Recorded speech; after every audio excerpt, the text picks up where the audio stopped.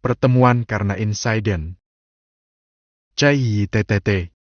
Sebuah mobil mewah berwarna merah mengkilap yang dikendarai secara ugal-ugalan mengerem mendadak saat menyerempet seorang lelaki yang tengah menyeberangi jalan. BRAKK. Tubuh laki-laki itu terpental dan terhempas keras dengan posisi menelungkup ke permukaan aspal yang basah.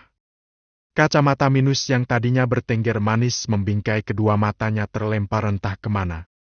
Keningnya yang terbentur aspal menjadi lecet dan berdarah, sementara koper yang dijinjingnya terlempar beberapa meter jauh ke belakang. "Hah, bisa nyetir tidak?" Laki-laki itu berteriak marah. Segera mengangkat tubuh, merangkak dan meraba-raba aspal mencari keberadaan kacamatanya.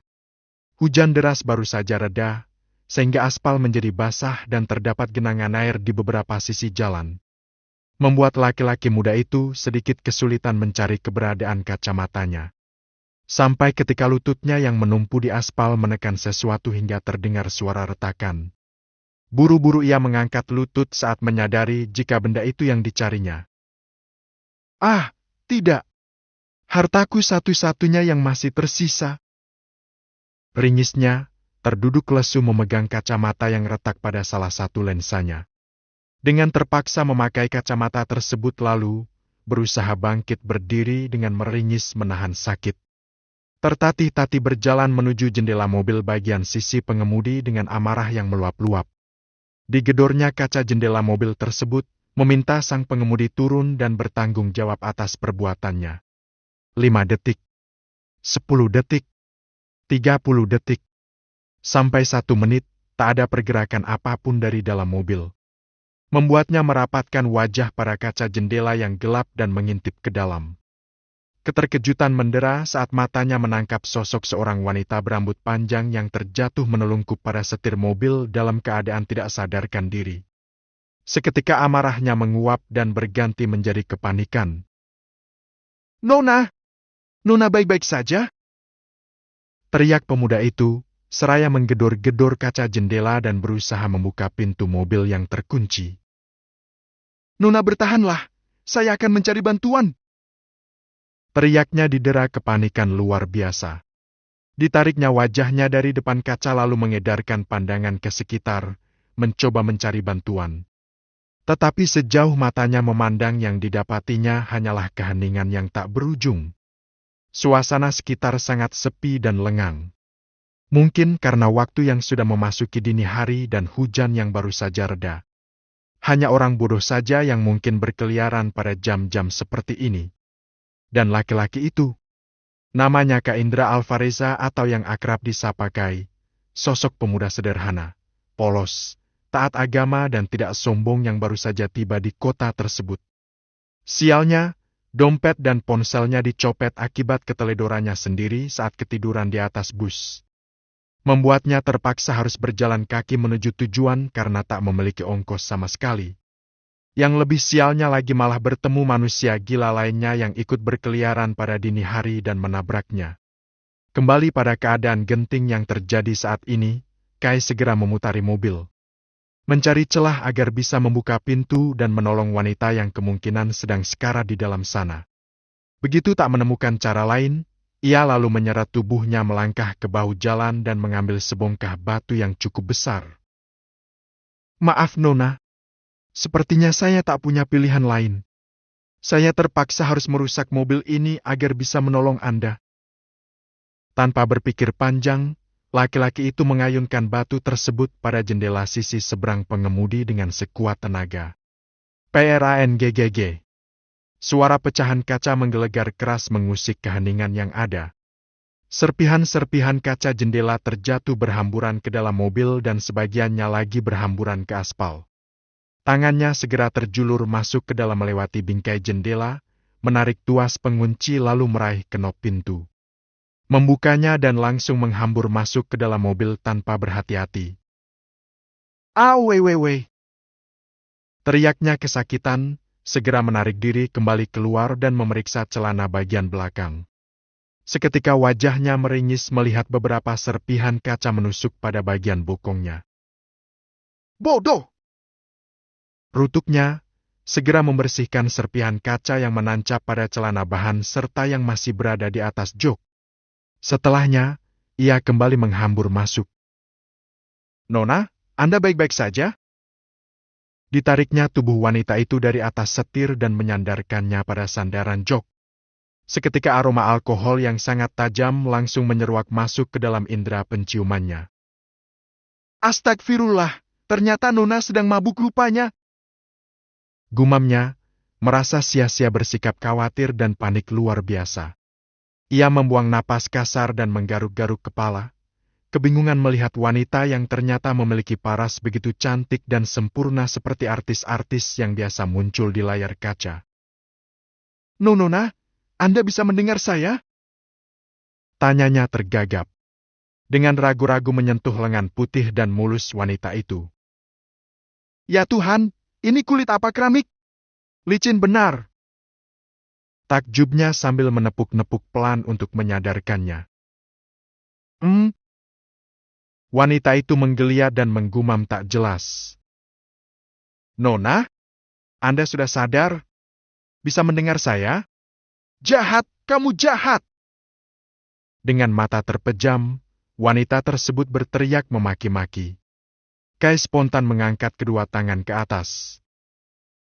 Bukan, saya bukan orang jahat. Jahat! Kamu jahat!" Ulang wanita itu lagi, tapi kini dengan intonasi rendah yang diiringi isak tangis.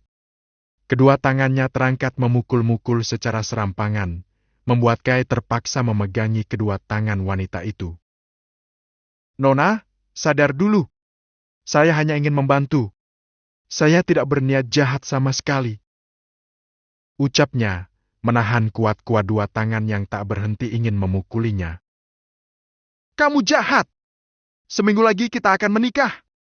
Tapi kenapa kamu berselingkuh? Kenapa? Apa kurangnya aku?" "Apa?" "Nona, Anda salah orang. Saya bukan laki-laki yang Nona maksud. Saya laki-laki baik, alim dan sopan. Pacar saja tak punya. Apalagi berselingkuh. Itu jelas bukan saya Nona." Balasnya, tapi sepersekian detik berikutnya tersadar sendiri. "Astaga, bodoh!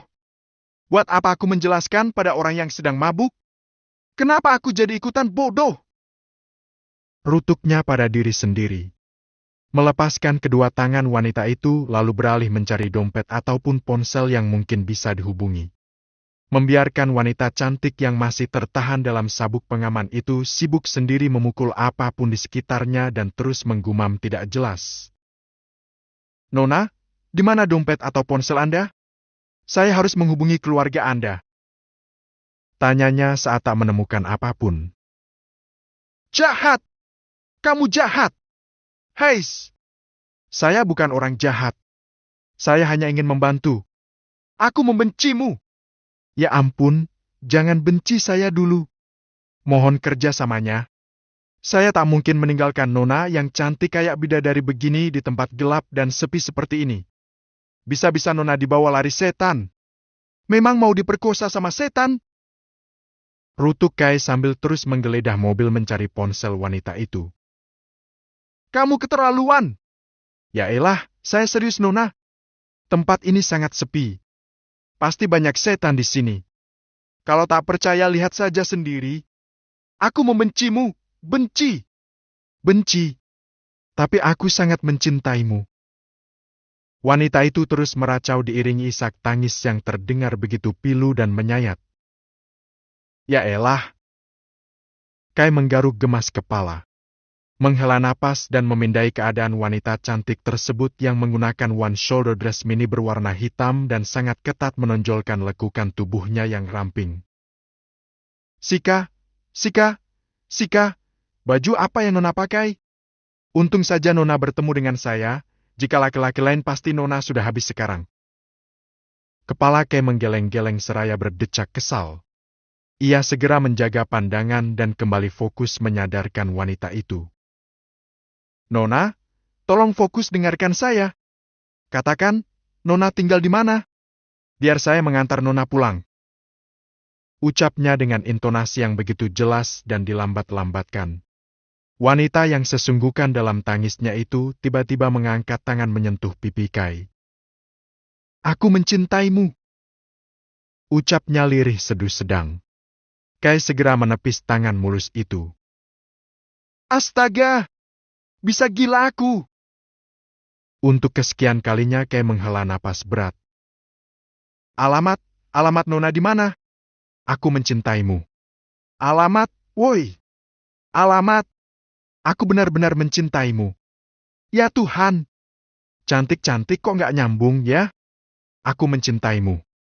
Jangan tinggalkan aku. Iya. Saya juga mencintai Nona. Hanya laki-laki bodoh yang tidak mau mencintai orang secantik Nona. Saya tak akan meninggalkan Nona, sampai Nona bisa berada di tempat yang aman. Tapi sekarang bagaimana mengantar Nona pulang? Kata cinta saja tidak bisa membawa Nona sampai ke rumah. Gumamnya frustrasi dan menggaruk-garuk kepala. Kai terdiam sejenak sambil berpikir cepat. Sangat tidak mungkin baginya meninggalkan wanita itu sendiri di jalan dalam keadaan mabuk parah. Bisa-bisa besok pagi sudah ada kabar berita jika ditemukan seorang wanita cantik menjadi korban perkosaan. Bisa saja wanita itu dirampok dan dibunuh dengan sadis. Bisa saja dijual ke germo, mafia, pasar bebas dan dibawa ke negara nun jauh di sana seperti yang ada di film-film maupun cerita novel. Atau mungkin juga kesurupan lalu disembunyikan oleh jin pemuja manusia cantik. Mengingat di kiri kanan jalan berderet pohon-pohon tua yang besar. Pastinya banyak jin yang mendiami pohon-pohon tua tersebut. Kalau wanita itu sampai mati, bisa-bisa hantunya akan terus bergentayangan mengejarnya. Bisa ribet hidupnya nanti. Ah, tidak. Itu tak boleh terjadi. Kai bergidik ngeri atas pikirannya sendiri. Tapi